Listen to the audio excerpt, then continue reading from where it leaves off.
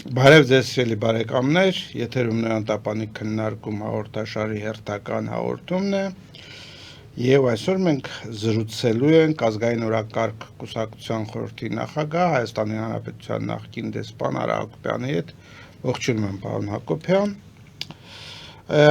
Առաջարկում եմ այսօրվա քննարկումը սկսել ներքաղաքական հարցերից եւ մասնավորապես Փաշինյանի հարց ու պատասխանից ազգային ժողովում, որտեղ հանրության մեծ մասը ուշադրություն է դարձնում Փաշինյանի այդ էմոցիոնալ ելույթին կապված նախկին նախագահների հետ։ Իհարկե դա խոսում է նաև մեր քաղաքական մշակույթի բավականին ցածր մակարդակի մասին, որովհետև դժվար է պատկերացնել պետության ղեկավարին այդպիսի բառապաշարով, բայց ես կարծում եմ, որ այնտեղ ավելի կարևոր ուրեմն հայտարարություններ եղան եւ փորձենք ուրեմն տեսնել ձեր տեսակետը այդ հարց ու պատասխանի եւ հարց ու պատասխանից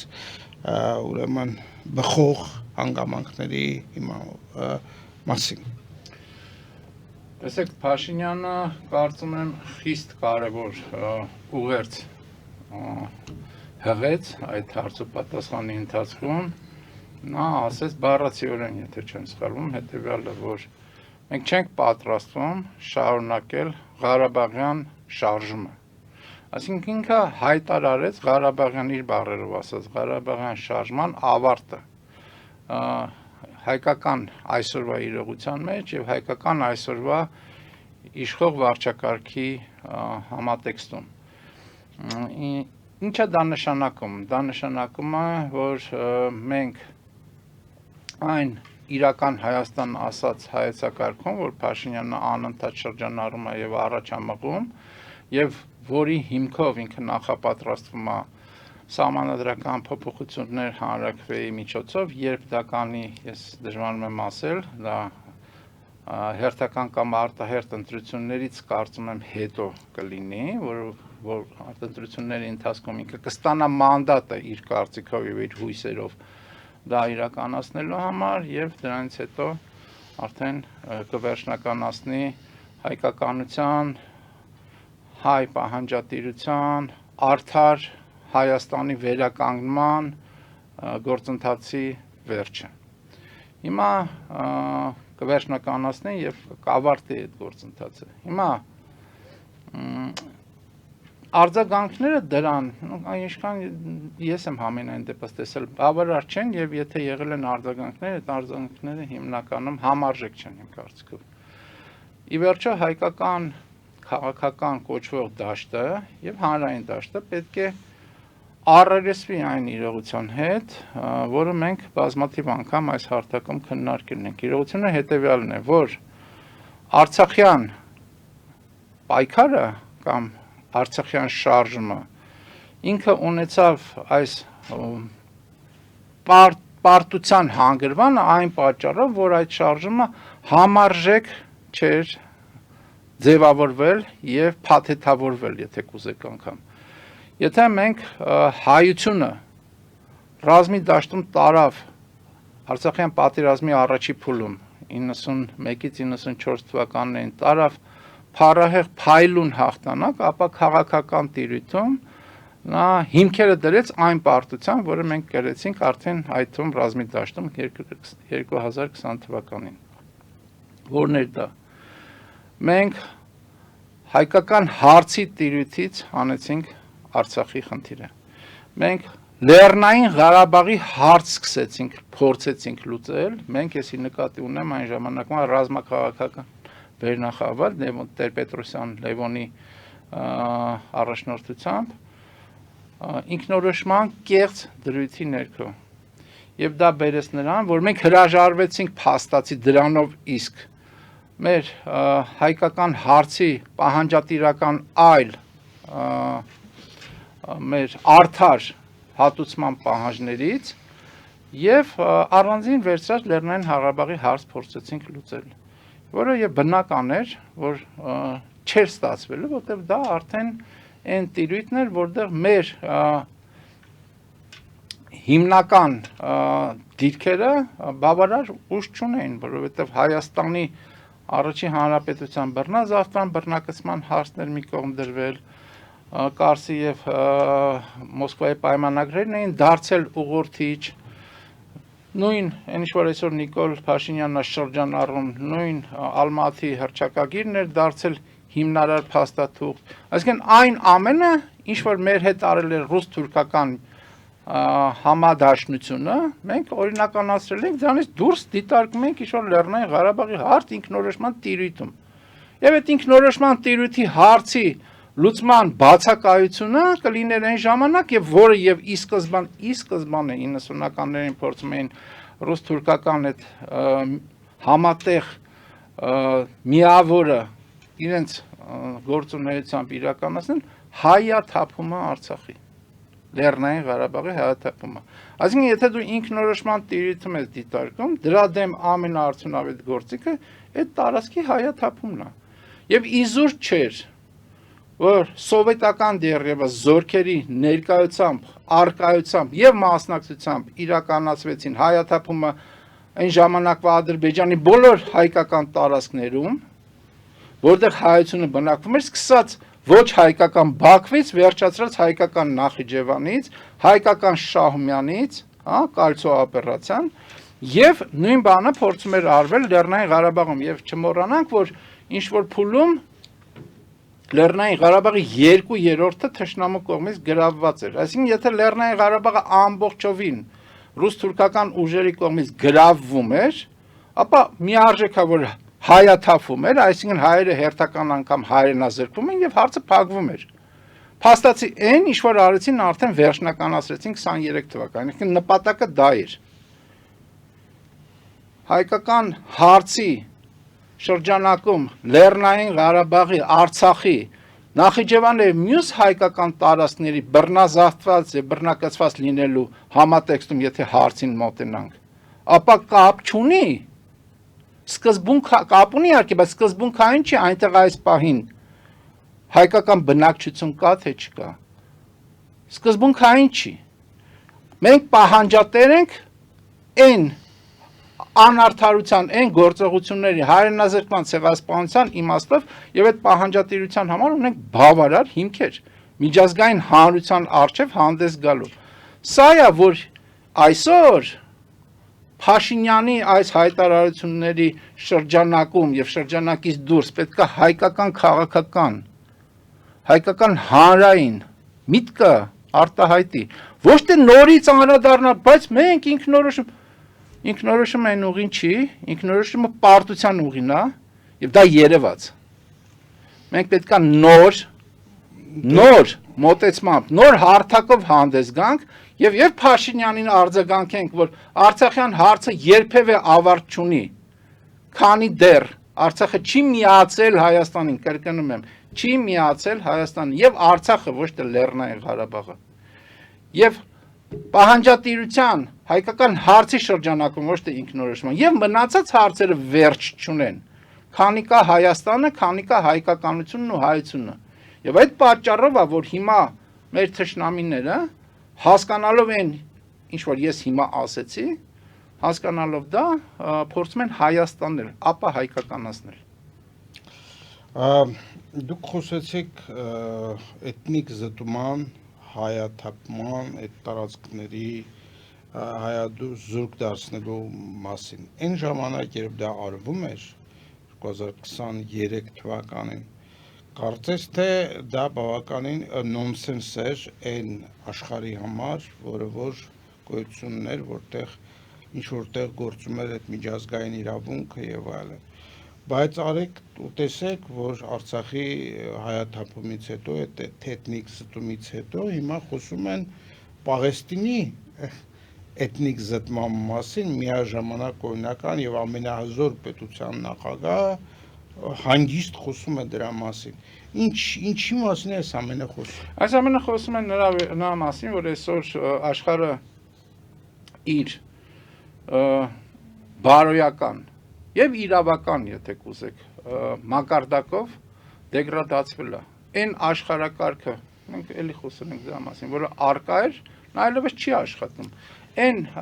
մարդկայնության, մարդու իրավունքների, ազգային ազատագրական իրավունքի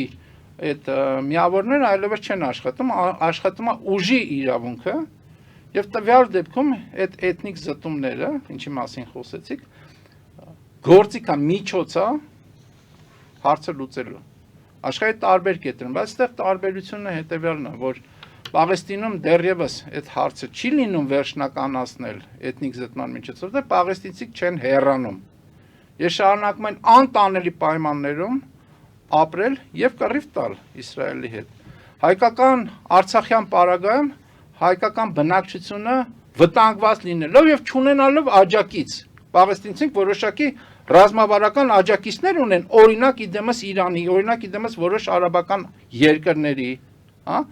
Հայկական բնակչությունը Արցախի այդ աջակցությունը չուներ, ավելին այն, որ պետք է լիներ աջակից, իդեմս հայկական պետության։ Էլ չեմ խոսում ռուսների մասին, իբր թե աջակից։ Դա կեղծ դրույթ է իհարկե։ Չուներ եւ նրանց մեր հայկականության եւ հայ բնակչության վիճակը շատ ավելի ծանր էր։ Հիմա այստեղ մի բան եմ ուզում ավելացնել եւ Նիկոլ Փաշինյանի այդ թեզը համարենք արձագանքված, ասենց ասեմ։ Ես բանի 1890-ականներից սկսված ցեղասպանությունը Օսմանյան կայսրության շրջանակում եւ ոչ միայն Օսմանյան կայսրության շրջանակում, նաեւ հետագայում ռուսական կայսրության շրջանակում նույն Ղարաբաղի ջարդերը, Շուշիի ջարդերը եւ Բաքվի ջարդերը 1918-ականներին 18-19 թվականներին տեսեք Սուլթան Համիդի ցեղասպան գործողությունները ի վերջո ոչնչացնելով հայկական բնակչությունը ընդհանուր առմամբ չբերեցին հարցի փակմանը ինչի որովհետև ոչնչացնելով հայկական բնակչությունը հայաշատ եւ հայկական տարածքներում այնուամենայնիվ ամբողջ բնակչությունը ոչնչացնել հնարավոր չէր լինում որոշակիորեն այդ բնակչությունը տասնյակ հազարավոր, հարյուրավոր հազարներով զոհեր տալով հանդերձ այն ամենին պահպանվում էր եւ այդ տարածքները մնում են հայկական բնակչության ներքո։ Երիտթուրքերը այդ չակերտներում բանի սատանայական դժոխային տեխնոլոգիան ավելի արդյունավետ դարձրեցին։ Նրանք ոչ միայն ցեղասպանում էին, այլև հայկական բնակչությունը հայրենազրկում էին, իրենց տարածքներից դուրս էին մղում ուժի գործով, այսինքն հայրենազրկում էին։ Տարածքը հնարավոր է, ես չեմ ասում հնարավոր է եւ պարտադիր այդպես կլինի, բայց հնարավոր է մարսել կոպիտ ասած, եթե այնտեղ բուն բնակչություն չկա, այսինքն ոչ միայն ցեղասպանել, այլ նաեւ հայրենազրկել։ Եվ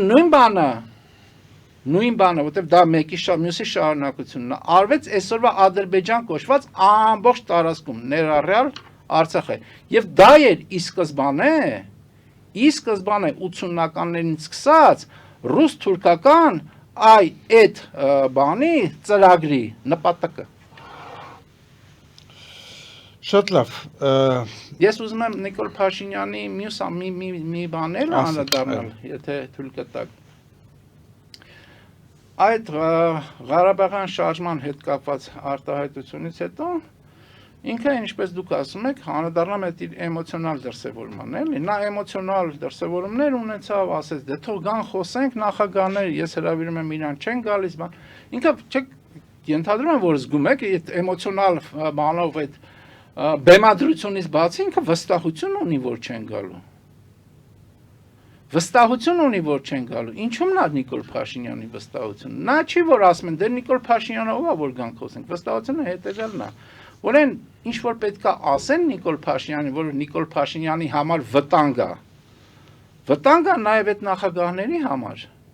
Իսկ ո՞րն է այդ վտանգը։ Վտանգը հետեւյալն է, թե ինչպես է Նիկոլ Փաշինյանը բերվել իշխանության։ Նիկոլ Փաշինյանը գիտի որ դրա մասին խոսակցություն չի լինելու։ Գիտի որ համակարգը, որի ներկայացուցիչն է նաև ինքը, չի խոսելու ներհամակարգային որոշումների մասին։ Իսկ մնացածի մասով ինքը վստահություն ունի, որ ինքը կկարողանա այս Արցախի հարցում այդ ինքնորոշում, այդ որ ի սկզբանե համաձայնություններն եղել, այդ դաշտում ինքը վստահ է, որ ինքը կարողանա համարժեք դիրքավորվել։ Եվ այստեղ մի հատ շատ կարևոր բան նույնպես ասեց Նիկոլ Փաշինյանը, խոսելով այդ որ նյարդայնացնում են, ներվայնացնում են ոնց որ ինքն ասում, բայց մի հատ կարևոր բան ասեց, որին ընդհանրապես ոչ ոք ոնց որ չի արձագանքում։ Ասեց, բայց ի վերջո մեր համար, այսինքն իր վարչակարգի համար, այս վիճակը շատ լավն է, շատ ոնց որ իր բառն է, շատ կոմֆորտ է։ Եվ նորից ճշմարտությունն ասեց Նիկոլ Փաշինյանը, որովհետև եթե Նիկոլ Փաշինյանի ընդդիմությունը ներհամակարգային է, կրկնվեմ, այն համակարգի, իշխանական համակարգի, որը ապազգային է, հակապետական է, կորպորատիվ է, որը Հայաստանը տիրում է 30 տարուց ավել։ Եթե եւ քանի դեռ Նիկոլ Փաշինյանին ընդդիմությունը ներհամակարգային ուժերով է, Նիկոլ Փաշինյանի համար ավելի լավ վիճակ չի կարա լինի։ Եվ ինքը անկեղծ է դրանում, որ ասում է, չնայած այս ամեն ինչը մեր համար շատ ներդաշնակ է, այսինքն իր իշխանությունը վտանգված չի։ Եվ դրա դրսևորումը մենք տեսնելու ենք վաղը Գյումրիում, որտեղ ամբողջ ընդդիմադիր կոչվող դաշտը էլի ներհամակարգայինն է։ Արտահամակարգային ընդդիմադիր դաշտ չկա։ 3 սյան շուրջ է այսպես կոչված Գյումրիում եղած ընդդիմադիր դաշտը կամ երկու նախագահների բանից է միավորներից են ձևավորված այդ ընդդիմադիրները կամ դրան հարակից ուժեր են եւ Նիկոլ Փաշինյանի միավորներից կամ դրան հարակից ուժեր։ Ուրիշ արտահամակարգային ուժ չկա այնտեղ, այսինքն Նիկոլ Փաշինյանի այլ բառերով ասած համակարգի իշխանությունը Գյումրիում վտանգված չի։ Համակարգը շարունակել է իշխել եւ Գյումրիում, եւ մնացած բնակավայրում, եւ Հայաստանում, քանի դեռ ընդդիմությունը, ճակերտներում ընդդիմություններ համակարգային է։ Ուզում եմ շարունակել մեր խոսակցությունը մի ուշադու գրավ իրադարձությամբ Իրանի արտգործնախարարի այցով եւ այդ ճանապարհի կամ միջանցքի, ինչպես կուզեք, մասին խոսակցություններով խոսքը գնում է հյուսիս-հարավ ճանապարհի մասին, որը որ ինչ որ իմաստով Իրանի համար դա միջանցք է դեպի քաղաքակրթություն։ Տեսեք, ինքը ցանկացած հանդիպում Իրանի բարձրաստիճան պաշտոնյաների մասնակցությամբ դա Հայաստանի համար խիստ կարևոր է։ Հայաստանի այսօրվա Հայաստանի իրավիճակի համար եւ վաղվա Հայաստանի գոյության համար խիստ կարևոր է, որովհետեւ Իրանը նորից դա այն բնական դաշնակիցն է, փաստորեն միակ երևի բնական դաշնակիցն անմիջական, չնայած դրան նմանատիպ ուժ կարելի է դիտարկել նաեւ Հնդկաստանը, որոշակիորեն վերապահումներով նմանատիպ ուժ կարելի է դիտարկել Չինաստանը, բայց այնուամենայնիվ Իրանը դա անմիջական բնական դաշնակիցն է, որը իր շահերից պետական եւ ազգային ելնելուց փորձում է թույլ չտալ, որ այս Հայաստանի Հանրապետություն կոչվող միավորը վերջնականապես տապալվի։ Եվ այդ տեսակետից այն ինչ որ դուք ասիք, կարևոր է դրան անդրադառնալ, ինչ ասում Իրանը, Իրանի արտաքին գործերի նախարար Արաղչին։ Նա ասում է հետևյալը. ասում է, որ մենք պատրաստ ենք զարգացնել հյուսիս-հարավի Հայաստանով անցնելու այդ հնարավորությունը, պատրաստ ենք այդտեղ ներդրումներ ունենալ, պատրաստ ենք մասնակից լինել, պատրաստ ենք ճանապարհ ապահովել, որ Հնդկաստան, Օման, ինչպես ինքն ասում, իսկ ինչի Հնդկաստան, Օման, որովհետև Հնդկաստան, Օման եւ Իրանն են եղել ի սկզբանե, ոչ ոք դա չի հիշում, հյուսիս-հարավ այդ ծրագրի հիմնադիր 3 երկրները։ Հնդկաստան, Օման եւ Հայաստանի միջոցով դեպի Սևծով։ Այսինքն Հայաստանը դարձնել գործոն տարանցիկ կոմունիկացիաների, հա, այդ թվում ոչ միայն դա ճանապարհներին է վերաբերում, դա վերաբերվում է հասկանալի է, չէ՞, նաև էներգետիկ ենթակառուցվածքներին։ Եվ Իրանը ասեց նաև, որ մենք քննարկել ենք եւ Իրանի նախարարը ասեց, որ մենք քննարկել ենք նոր կամուրջ կառուցելու հնարավորությունը։ Այսինքն Իրանը փորձում է նաև ենթակառուցվածքների զարգացման եւ նոր ենթակառուցվածքների ձևավորման ամրագրել Հայաստանի այդ տարածքը Հայաստանին։ Դա փորձում է անել Իրանը։ Եվ այդ տեսակետից շատ կարևոր է։ Հիմա կարելի է անդրադառնալ, թե դրան ոնց են արձագանքում մեր ճակերտները, ողերիմ թշնամիներն ու ողերիմ բարեկամները։ Նույն Զախարովի։ Հա, նույն Զախարովան, այո։ Նույն Զախարովան, երբ որ քննարկվեց հարց ու պատասխանի ժամանակ հերթական, թե հայկական կողմի մոտ ոնց որ թե ռուսական մասնակցությամբ այդ բաները հաղորդակցությունները բացելու մասով ռուսական մասնակցության անհրաժեշտություն չեն տեսնում, Զախարովան սկսեց փրփրել, սկսեց նյարդայնանալ, մենք 20 թվականի պայմանագրով, մինչև 22 թվականի պայմանագրերը, հայտարարություններով, դրա մասին պայմանավորվածություններ ունենք, դրա համար աշխատանքային խումբ ենք ստեղծել ժամանակին 3 փոխվարչապետների Հայաստան, Ադրբեջան, Ռուսաստան փոխվարչապետների ներկայությամբ եւ չի կարա դա առանց Ռուսաստան լինի, այլ առանց Ռուսաստան կփորձեք կտեսնեք ինչ կլինի։ Այսինքն հերթական ռուսների համար դա անընդունելի իրավիճակ է, որ նույնիսկ իրենց դաշնակից Ադրբեջանի հետ համաձայնության տիրույթում, բայց առանց իրենց որևէ ռազմավարական նշանակություն ծրագիր իրականացվի, առավելևս երբ որ դա վերաբերում է որոշակի միջանցք կոչվող բաներին, ճանապարհներին։ Դրան անդրադարձ է կատարել ոչ թե Իրանի դեսպանի ասածին, այլ ընդհանրապես այդ ճանապարհների, այդ միջանցքների, արդեն ստվալ դեպքում միջանցքների մասին է խոսում, Էրդողանը վերջերս Թուրքիայում տեղի ունեցած մեծ համաժողով էր, որտեղ քննարկվում էր Թուրքիայի մինչև 30 թվականը տեխնոլոգիական եւ արդյունաբերական զարգացման ռազմավարությունը։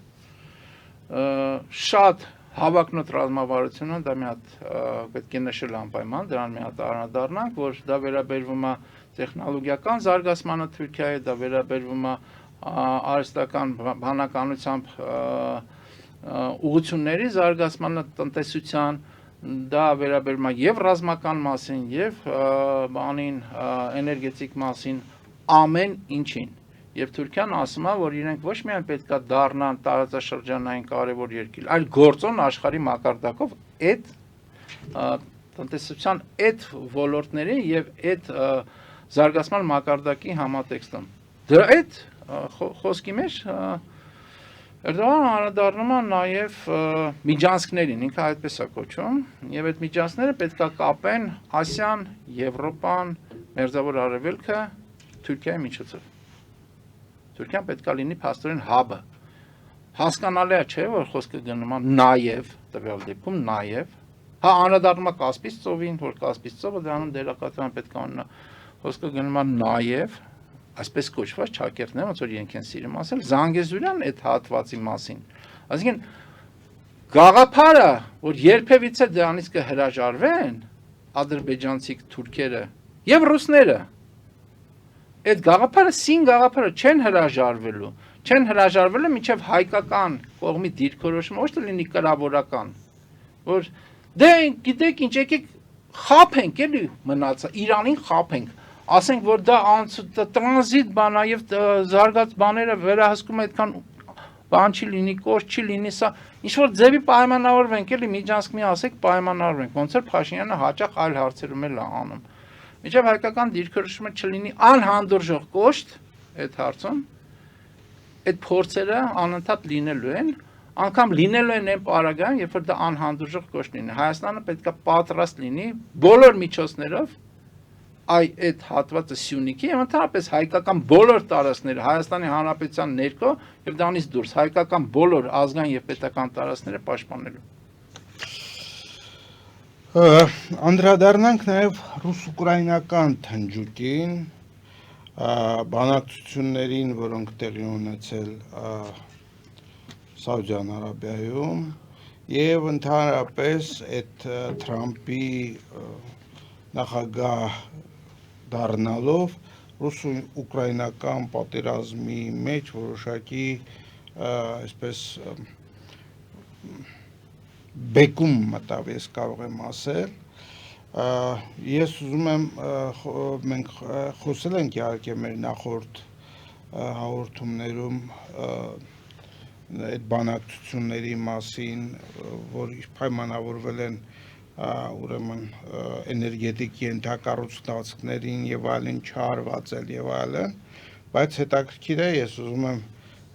ուշադրություն դարձնել այս հանգամանքին, որ այնտեղ չկա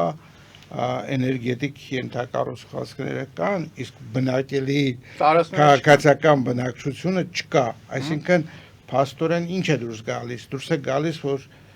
դրանք պայմանավորվել են բիզնեսի շահերը պաշտպանելուց եւ մարդկային կապիտալը նրանց համար զրո է։ Տեսեք,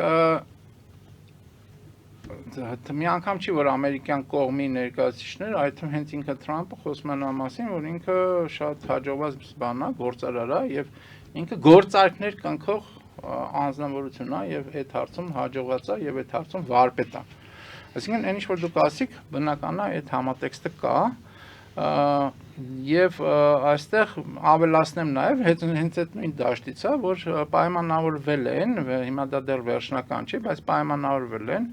որ ռուսների հետ, ամերիկացի ռուսների հետ, որ եւս Սևծովյան այդ ծովային երթևեկությունը, այսպես ասած, առևտրային երթևեկությունը պետք է դարձնել անվտանգ։ Այսինքն դա ռուսների համար շատ լավ լուծումներ են, որտեղ օրինակ ռուսները այսօր Սևծովյան այդ հնարավորությունից երթևեկու լուծովեն զրկված են, որովհետև անդադ հարվածի տակ են։ Եվ անգամ անդրադարձել են վերաբացել, այսպես ասած, ծորենի բանը, առևտրային այդ շարժը, որը նույնպես Ռուսաստանի համար շատ լավ տարբերակ է, այսինքն ռուսները տվյալ դեպքում դեռևս առ այս պահ ոչինչ չտալով անընդհատ շահում են եւ անընդհատ ձեռքբերումներ ունեն եւ իրանք դրանից շատ արդյունավետ օգտվում են։ Բայց մյուս կողմից ասենք հետեւյալը, որ Թրամփյան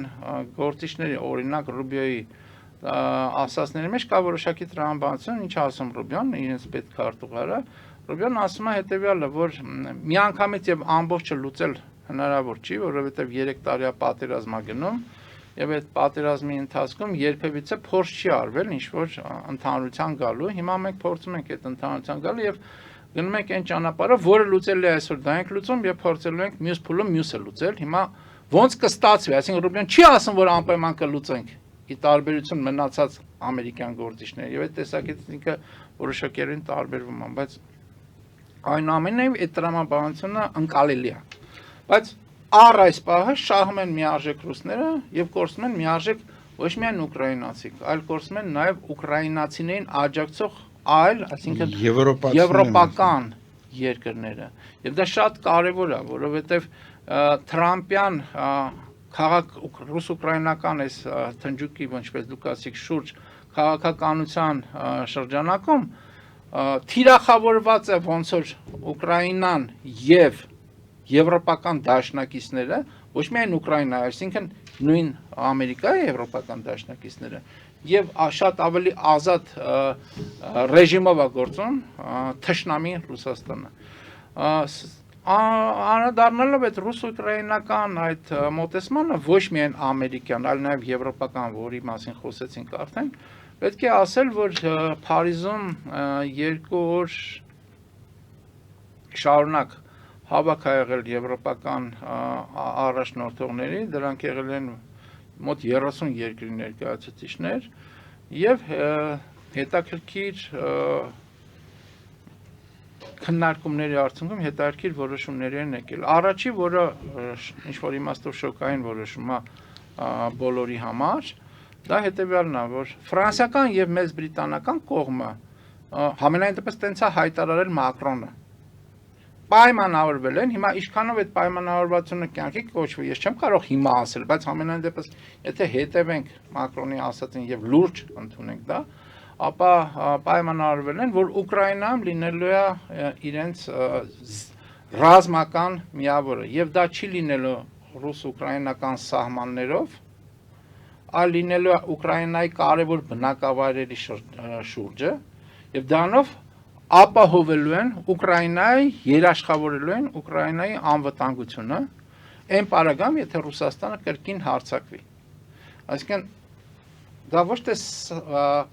սահմանապահ կամ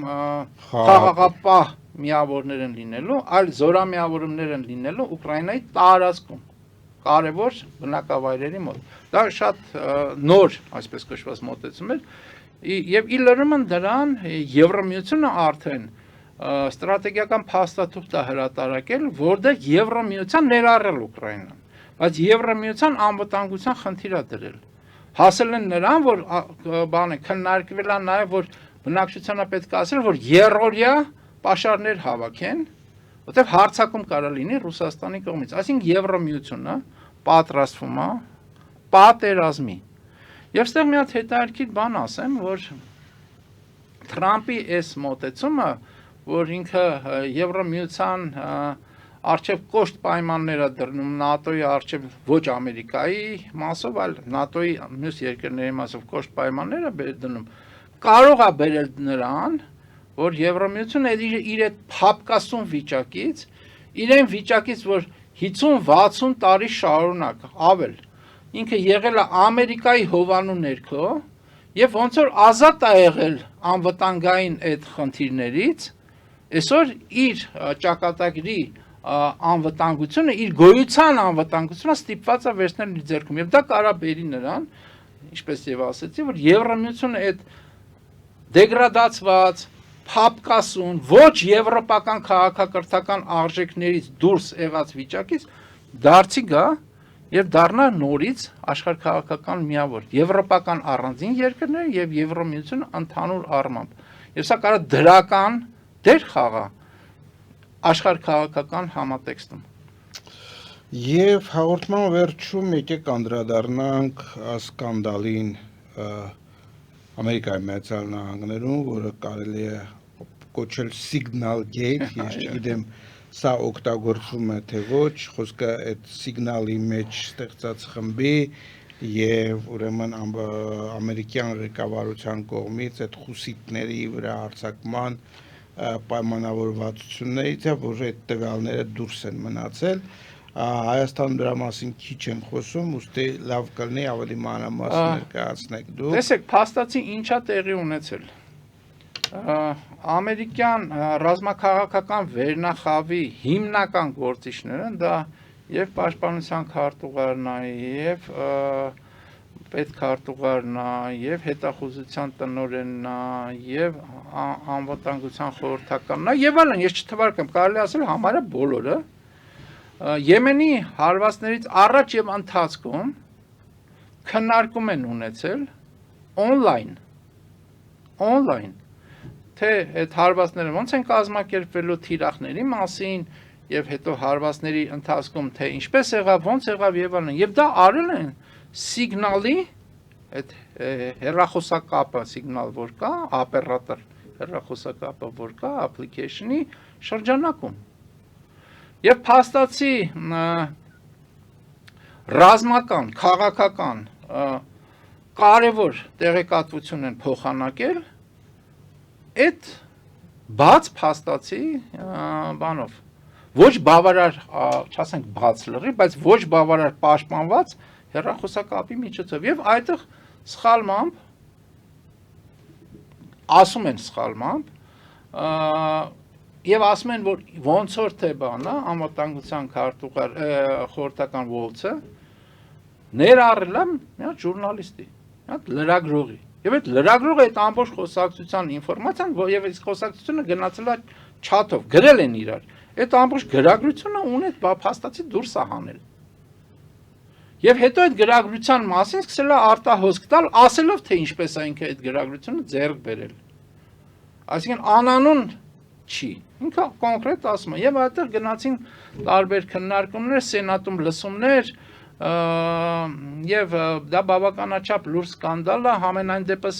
փորձ են անում այսօրվա ամերիկյան վարչակարգի ներկայացուցիչները ասել, որ դա գաղտնի տեղեկատվություն չի, բայց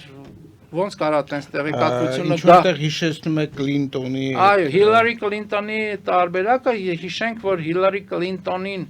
16 թվականի Թրամփ Հիլարի Կլինտոն այդ նախագահական մրցապայքարի ընթացքում Հիլարի Քլինտոնի վարկանիշը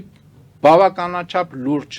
կորուստ ունեցավ այն ժամանակ, երբ որ հայտնի դարձավ, որ ինքը իր անձնական բանով, մեյլով տեղեկատվություն է փոխանակել եւ տեղեկատվություն է ստացել։ Ուղարկել եւ այո, պետական կարևորություն ունեցող տեղեկատվություն։ Տվյալ դեպքում դա նույն բանն է եւ ավելի ազդեցիկ են իմաստով, որ դա մի հոգու մասին չի խոսքը, խոսքը գնում է բազմաթիվ պետական կարևորագույն պաշտոններ կրող մարդկանց մասին։ Դատական process-ներ ձեր կարծիքով լինելու են։ Տեսեք, խոսքը գնում է նրա մասին, հիմա առ այս պահը բանը նախագահ Թրամփը փորձում է իր աշխատակիցներին, իր կողմից նշանակված պաշտոնյաներին պաշտպանել, բայց ընդհանուր առմամբ դա ծավալվում է, դատական process-ների հնարավորություն արդեն մի դատավոր, որը կոնկրետ մտել է Թրամփի հետ այլ հարցերում նույնպես բաների հակադարձման մեջ մի դատավոր այդ հարցը բարձրացրել է, բայց այստեղ դատական գործընթացները կարևոր են, բայց այդքան կարևոր չի, քան սենատի քննարկումները։ Եվ իսկ սենատի քննարկումներում առ այս պահը պահանջ կա, որ պետքա պատժվեն գոնե նրանք, ովքեր այդ քննարկումը կազմակերպել են։ Եվ Թրամփը փորձում է, այլ եմ ասում, դեռևս դրան չգնալ, բայց զարգացումը ինչպեսին կլինի դժվար ասել, բայց սա ցույց է տալիս, որ ամերիկյան այս վարչակարգի մեջ էլ, այսինքն ընդհանուր ամերիկյան այսօրվա իշխանական վարչակարգերը ունեն որոշակի դիսցիպլինար կոշտության անհրաժեշտություն։ Այդ պոպուլիստական այդ մոտեցումները թեթև ազատ դրանք պետական հարաբերություններում չեն կարող գոյություն ունենալ եւ չեն կարող արդյունավետ լինել։ Եվ այստեղ պետք է այդ կոշտությունը ոչ թե պետք է մարդկանց ձայնից զրկել, այլ պետք է գաղտնի տեղեկատվությունը իրականում գաղտնի լինի եւ պաշտպանված լինի, որովհետեւ դրանից չօգտվեն, ոնց որ շատ հաճախ օգտվում են ռուսական եւ այլ համապատասխան մարմինները։ Մյուս կողմից Թրամփի վարած քաղաքականությունը բավականին այսպես սուր, կոշտ, անկարծակի, օրինակ Կանադայի հետ այդ հակամարտությունը գնալով ծավալվում է, չէ՞։ Տեսեք, ես ասեցի, ոչ թե դա պետքա արտաքին դրսևորումը լինի կոշտ, այլ բովանդակությունը պետքա լինի եւ ձևաչափերը պետքա լինեն կոշտ։ Իսկ ինչ վերաբերում է Կանադային, շատ հետաքրքիր է, Կանադայի նոր փաստացի գործող վարչապետը, որը գնում է ընտրությունների, մի ամիս հետո ոնց որ թե ընտրություններ են լինելու, եթե չեմ սխալվում, Քարնի ազգանունով, ինքը 3 առաջ օրը շատ կոշտ ելույթ է ունեցել եւ դա իր նախընտրական դիրքորոշման դրսևորումն է, ասելով հետեւյալը, որ հերթական անգամ ամերիկյան կողմը 25% բանը թուրքա դրել, տարիֆա դրել մեքենաների վրա Կանադայից ներմուծվող եւ ասել է, որ Ամերիկայի հետ տևած տասնամյակներ, եթե ոչ հարյուրամյակներ տևած մեղրամիսը հարաբերությունների, հա, ջերմ, խորը դաշնակցային, տնտեսական, մարդկային, անվտանգային, քաղաքական այդ ներդաշնակ հարաբերությունները ավարտվեցին։ Հենց այդպես ավարտվեցին։ Եվ մենք սրանից հետո պետքա Ամերիկային այլ կերպ վերաբերվենք, մենք մեր համար նոր առևտրատնտեսական իմաստով նոր ուղիներ պետքա փնտրենք, նոր դաշնակիցներ պետքա փնտրենք եւ դա Եվրոպան է հիմնականում, բայց նաեւ այլոք, որին Թրամփի արձագանքը բավականաչափ արագ է եղել, բառացիորեն այդ կանադացու մյուս օրը ելույթի մյուս օրը հեռախոսային զանգ է եղել եւ խոսել են հեռախոսային խոսակցություն են ունեցել, որտեղ Թրամփը հիշեցնեմ, որ Թրամփը միջ այդ Կանադայի բանին վարչապետին անվանել է նահանգապետ։ Դիմել է որպես վարչապետ, անգամ գրառում արել Կանադայի իմ ընկեր վարչապետը բան եւ այլն, Եվ պայմանավորվել են, որ բանից հետո, ընտրություններից հետո կնստեն եւ այդ բոլոր հարցերը կքննարկեն, կլուծեն։ Այսինքն, այդ հարցակողական, պոպուլիստական, մաչոյական կոշտությունը միշտ չի որ բովանդակությամբ կոշտը։ Իմ ասածը դա էր։ Եվ երբ որ համարժեք հակահարված հակադարձում է ստանում, իր այդ արտաքին դրսևորումը փոխվում է։ Այնպես որ ես կարծում եմ դեռևս այդ համադրման ժամանակը չի ավարտվել եւ Թրամփի այս քաղաքականությունը, որը ինքը ունի այդ իր նախկին ճակերտներում նախկին դաշնակիցների նկատմամբ կոշտ դիրքորոշումներին դեռևս ինքը համադրվել է, հղկվելու է եւ իմ կարծիքով փոխադարձ ընդհանրության դաշտեն գալու։ Դեռ հակառակ պարագայում մնացածը եվրոպացիք, կանադացիք եւ այլոք կպայմանավորվեն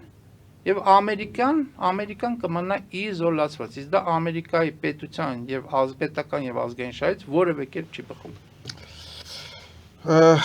Շարունակենք հետևել իրադարձություններին, շնորհակալություն այսօրվա զրույցի համար։ Սիրելի բարեկամներ, հիշեցնեմ, որ մենք զրուցում ենք ազգային օրակարգ խորհրդի նախագահ Հայաստանի Հանրապետության նախկին դեսպան Արա Հակոբյանի հետ։ Մաղթում եմ ձեզ ամենայն բարիք եւ մինչեւ նոր հանդիպում։